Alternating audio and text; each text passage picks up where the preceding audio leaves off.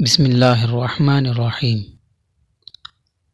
میں بلال ہوں، حبشہ کے سیاہ فام غلام، رباح کا سیاہ فام بیٹا، غلام ابن غلام، غلامی میں آنکھ کھولی، غلامی میں پلا بڑھا، غلاموں کی مخصوص سوچ کے ساتھ جوان ہوا، غلاموں کی طرح بار بار بیچا اور خریدا گیا، اور شاید یہی داغ سینے پر لیے کسی کوڑے کی ضرب پر جان دے کر اپنے طوق غلامی سمیت کسی گوشہ ارض میں گمنام دفن ہو جاتا اگر مکے کا تاجر امیہ ایک دن مجھے قتل کرنے کا فیصلہ نہ کرتا۔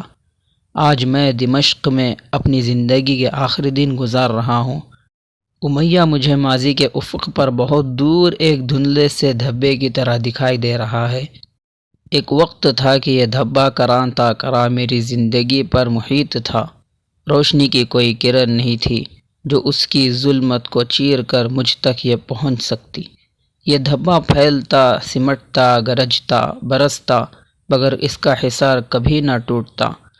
پھیلتا تو دنیا اندھیری ہو جاتی، سمٹتا تو دیو قامت چٹانوں کی طرح اپنی پوری طاقت سے مجھے کچل کر رکھ دیتا۔ گرجتا تو کالے بادلوں کی طرح اچانک یوں پھٹ جاتا کہ جائے پناہ نہ ملتی، اور برستا تو اس کے ہر کوڑے پر کائنات دم توڑنے لگتی۔ غلاموں کی زندگی میں اتار چڑھاؤ نہیں ہوتے، حادثات کی بھرمار نہیں ہوتی، زندگی ایک ڈگر پر چلی جاتی ہے، صبح ہوتی ہے، شام ہوتی ہے، اور وقت کا دھارا یوں ہی بہتا چلا جاتا ہے۔ لیکن غلام کی زندگی میں اگر کوئی سانحہ آ جائے تو وہ حتمی ہوتا ہے، پھر کسی اور سانحے کی گنجائش نہیں رہتی۔ غلام گرا تو پھر اٹھتا نہیں، ٹوٹا تو ہمیشہ کے لیے ٹوٹ گیا۔ غلام کی حیثیت ہی کیا ہے؟ محض ایک کھال جو کوڑوں کے لیے وقف رہتی ہے، اور یہ کوڑے کسی بھی وقت، کسی بھی بات پر، کسی بھی جگہ برس سکتے ہیں۔ امیہ ایک خود پسند، خود سر انسان تھا۔ من مانیاں کرنے کا حق اس کے خیال میں اسے اپنے حسب و نسب اور اپنی دولت و ثروت سے ملا تھا۔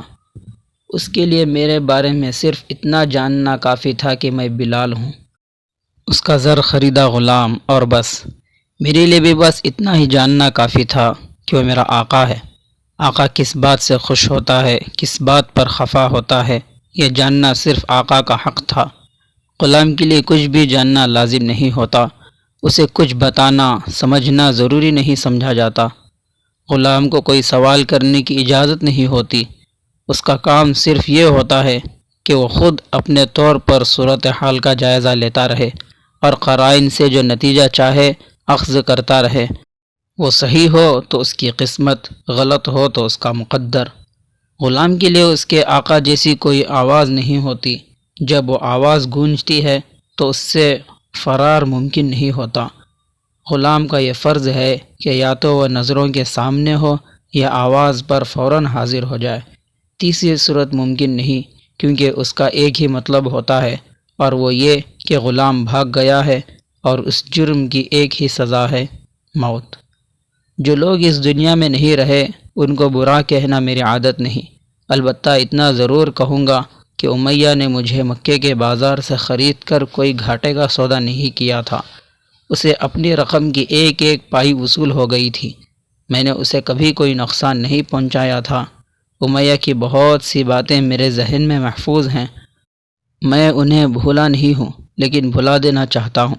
میں بلال، امیہ کا زر خریدا غلام، آپ کو ان دنوں کی باتیں سنانا چاہتا ہوں جو شروع سے آخر تک حیرت و استعجاب کے دن تھے، اور حیرت بھی ایسی کہ آج تک اس کے نشے سے سرشار ہوں۔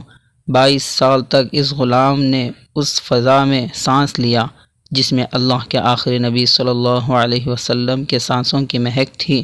جو انہوں نے کہا میں نے سنا، جو انہوں نے کیا میں نے دیکھا۔